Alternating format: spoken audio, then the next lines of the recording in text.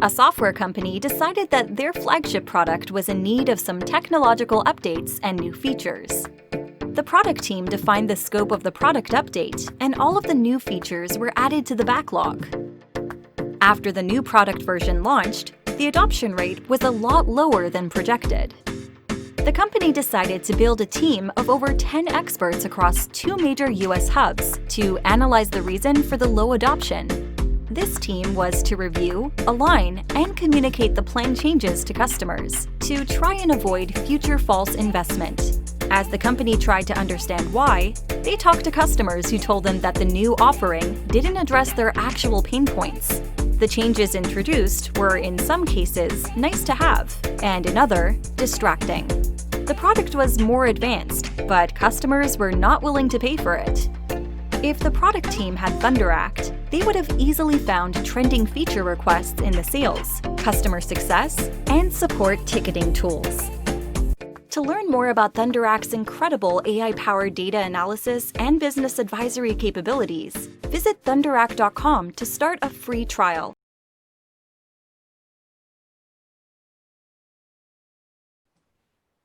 Awesome. All right, we're going to keep on going. Up next, we've got, I'm sorry if I totally butcher your name, Nadav, on practical tips for customer-centric culture building. Super excited. Whenever you're ready, my friend. Hello, everyone. Let's see how I share my presentation here.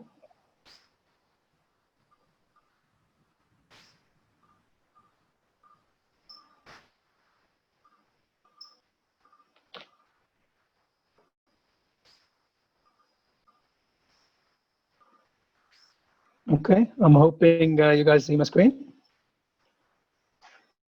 Yeah, so I'm going to talk less about culture and more about decision-making in a crisis, which is the focus of this presentation. It's really funny for me to be following Adi, as her career started, if you will, exactly in the same place and took such different turns.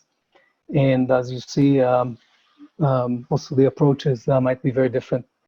In a nutshell, I started my career in the Air Force and transitioned into the aerospace industry, and that will become apparent in this story. I've been running startups for 20 years, 3-time CEO, 2 exits to very meaningful global companies that you guys probably know and use. I spent some time at VCs, corporate VCs, and what I do nowadays full-time is I work with startup CEOs. And I like to say that I do what board members claim or say that they will do, but then in practice, they're either too busy to do it because they have to run their venture firms, or they're too conflicted because the things you want to tell them, you shouldn't tell them, or they're too incompetent because they've never actually been in your shoes and never actually ran a company. And so they're unable to put just themselves in your position. So that's what I do. And you'll see that it has something to do with my approach to decision-making during crises. So as a CEO, I ran a company through the bubble, 2000. I ran a company through the financial crisis of 2008, 2009. I've seen some big paradigm shifts. And I'm lucky, and this will come in later to the presentation, to be the head of a club of startup CEOs here in Silicon Valley, which gives me perspective on how many CEOs have been taking decisions over the last 3 months over this crisis that we're all in right now. But instead of talking about corporations per se, and money and customers, let's start with a story that has nothing to do with any of these things, theoretically. Let's start with 9/11. So this is my very personal perspective on 9/11. The story happened roughly 2 weeks after 9/11. I was a startup CEO, but I was also a reserves officer in the Air Force. And I was the duty commander of a control unit that essentially ran air defense for half the country or more. 2 weeks after 9/11. And what 9/11 was obviously, as everybody knows, a big intelligence failure. Intelligence failed the US. Nobody expected it. Nobody predicted it. And it just happened. And so everyone in intelligence in the following months and years was super alert not to repeat the same mistakes. And so what you would get every other day is some intelligence report saying it's happening again. And the intelligence report we got that weekend is that an unknown airliner, nobody knew who's where, whatever, was hijacked and is on its way to Tel Aviv to crash into an office building. So you better get ready for that. Now, to give you some context, this is roughly half of Israel. This is the only, or almost only, international airport. Almost all the traffic comes from the West, from Europe. And the idea is that one of these aircraft coming to land in Ben Gurion would, at some point in time, just decide to instead descend into Tel Aviv and essentially do a 9/11 right in Tel Aviv. And obviously, that weekend, it's my problem. And what happens initially is that, okay, basically every other jet that comes, every other airline that comes into the country, intelligence say, we suspect them, we scramble jets to intercept them, escort them, and so on and so forth. Now, we can do it once, we can do it twice. Generally, it's untenable to just do it all the time. It costs too much money, it wears down the interceptor force. You have to get a lot more people and a lot more planes ready if you really want to escort everyone.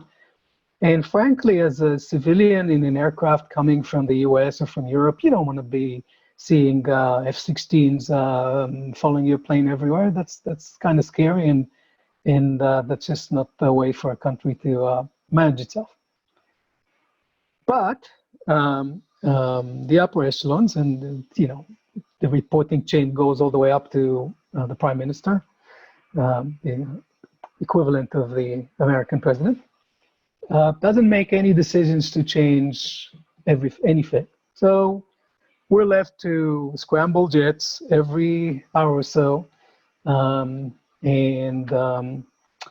Eventually I decide that we need to be a little smarter about this.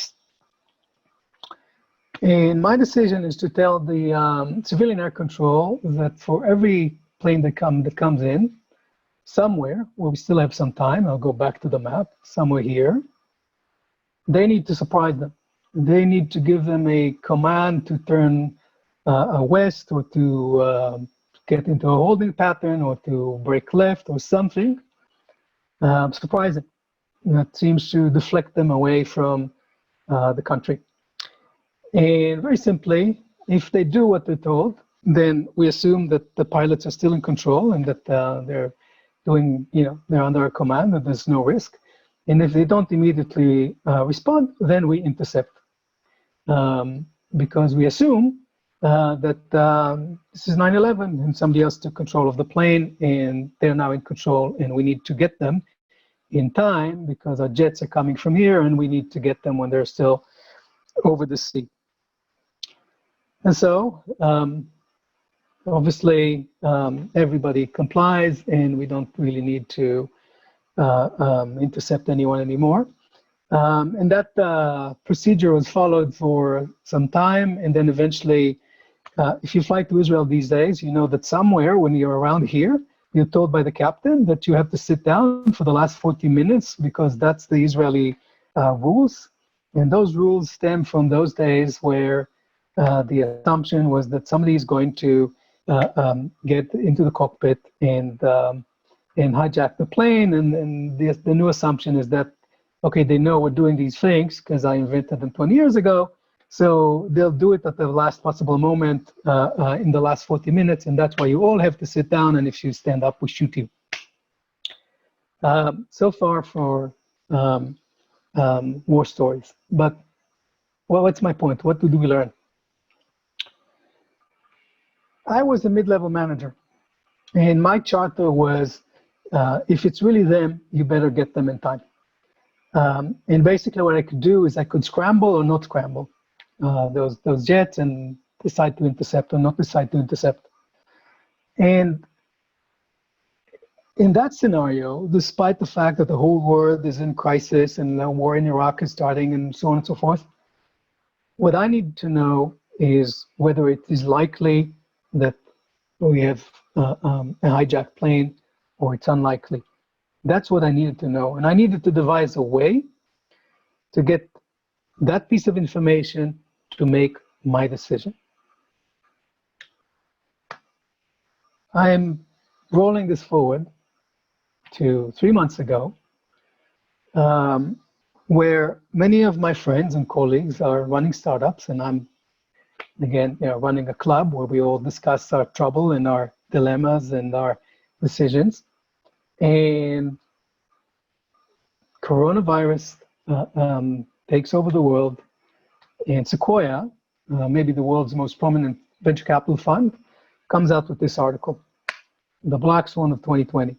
Now, there is a history behind this article, because in 2008, during the financial crisis, Sequoia published a very similar article, basically saying that they told all the startups that they have to cut back, do anything they can do to survive, because the end of the financial world is coming. And that really affected the industry those days, and then there were a lot of arguments whether Sequoia were in the right to issue this or not, and whether people were in the right to issue to follow it or not, and so on. And that was over 10 years ago. And now this is happening again, and this time Sequoia is kind of saying, well, this may be the end of the world. You guys all better get ready. And when Sequoia speaks, first and foremost, VCs respond, because this is the message that Sequoia is sending to startups. You guys are running on air. It's over. And so every VC rushes virtually, or not virtually at the time, to their office.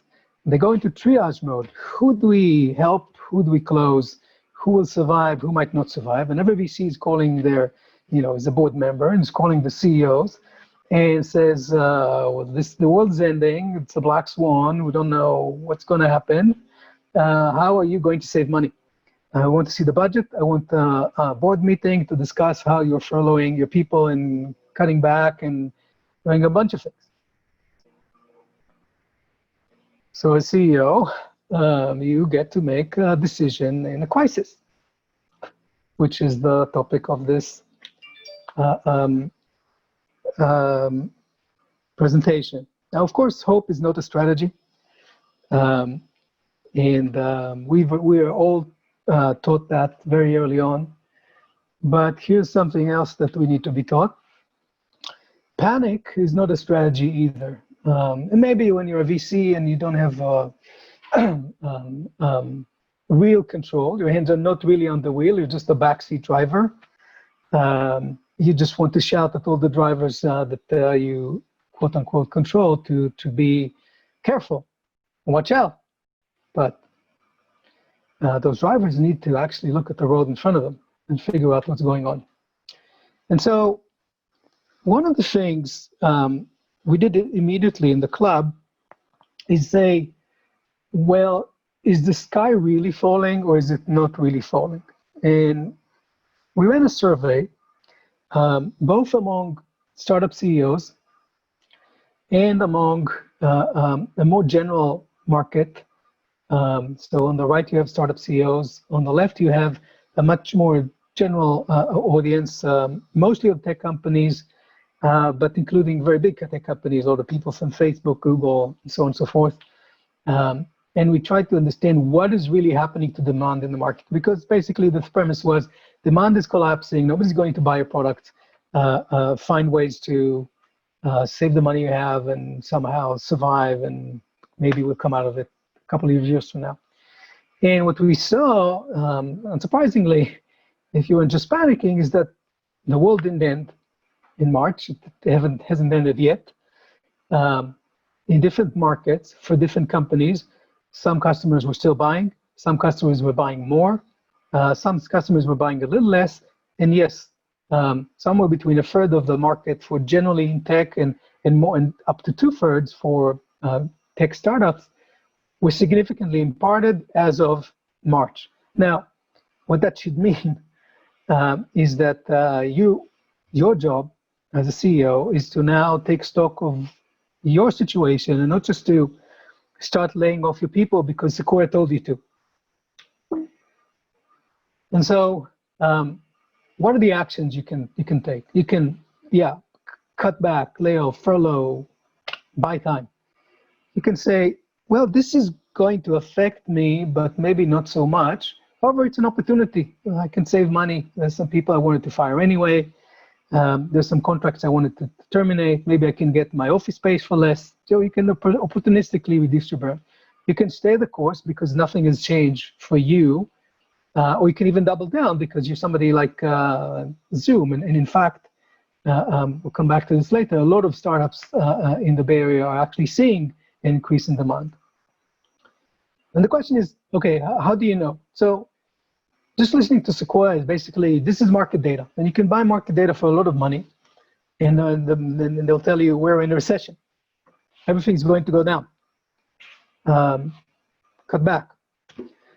Or you can find ways to try to engage your market. You can try to talk to your customers. Maybe it's easy, maybe it's not so easy. Maybe you don't want to spook them. Maybe they're not available to you because they're in their own panic mode.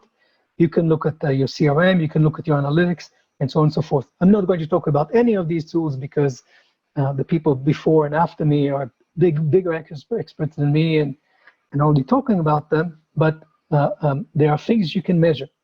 There's a question of how much do you measure and what do you measure? Now, in information science, there's a very well-known debate. Is more information always better than less information? We have to remember that information is never free, even if the cost is, it costs you a day to get the product manager to get the information. It costs you a day, and who knows what's going on during that day while we are in a crisis. And the more important thing to remember is that we're only human, and we're very susceptible to noise. We're very susceptible to bias. We're very susceptible to cognitive dissonance. And so the right approach to decision making is to figure out what is it that they can actually do, and what do I need to know to decide whether I do 1, 2, or 3, which option I choose. Remember, what do I need to know? I need to know if it is likely that this jet is hijacked. What do I need to know? I need to know whether it follows my orders. Oh, that's simpler than trying to reorganize the Air Force. So, guess what? Roll this 2 months later. This is a survey from a much bigger survey, much better organized than mine, from a venture capital firm called NFX, who is very data and logic driven. They ran the survey 2 months ago, and they found that about half of the startups, so no change to revenue between the beginning of the year and April. About a third so decline, about a quarter so increase. So you can't just say it's a crisis, let's cut 20%, everybody's cutting, let's cut. You have to be a little more judicious about your actions. You have to figure out what to measure in order to figure out what situation you're in and what's the easy and quick way to measure it. Any given company could have been better off, worse off. There was no one size fits all. And, this doesn't just apply to startups. With startups, it's usually easier. We're small enough. It's really about the question of how long do we have to deliver our next milestone. So do we think that our market's actually accelerating? Fine, we can continue, or we can even hire more people. Do we think that there's a big problem and our market is decelerating or disappearing, and now we just need to buy time so we can pivot? And the only way to buy time is to fire people or furlough them or reduce salaries and things like that. With big companies, you're going to find yourself in a situation where some business units are working better and some business units are working have a problem. Consider Zoom. Obviously, Zoom has had a great time these last 5 months, but guess what? One of the strategic initiatives for Zoom last year was something called Zoom Rooms, which is essentially equipping conference rooms within corporate offices. Obviously, this is dead now, virtually dead. Target stores took one kind of a hit, e-commerce rose, as far as I know, quadrupled. So you need this level of triage at every sizable business unit. How do you do this triage? First of all, you don't panic. If indeed the world, the world's over, then it doesn't matter what your decision is.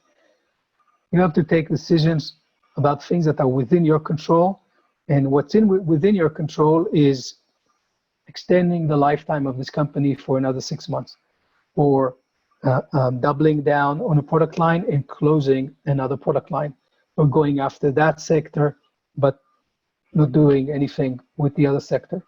Once you figure out what's within your control, you have to figure out what you want to measure. And guess what? Middle management is typically better at figuring out what can be measured, and given us an indicator from the market, what can we change in our product or in who we sell to or in how we sell to respond to that. I'm seeing too many organizations, including ones I'm involved with, who just say, okay, we stop every new hire, we have to cut burn by X%. That is our message to the public market, and that's what everybody needs to do. It's not judicious, it's panic-driven. This is the right way to make decisions, especially during a crisis where a mistake could cost you everything. So I hope this was something that's easily digestible for you to take to your lunch. And the points are few. And if you want to discuss this further, put this in the context of your organization, my email is listed right down there. And also, I'm the actual speaker who kept to the 20-minute mark.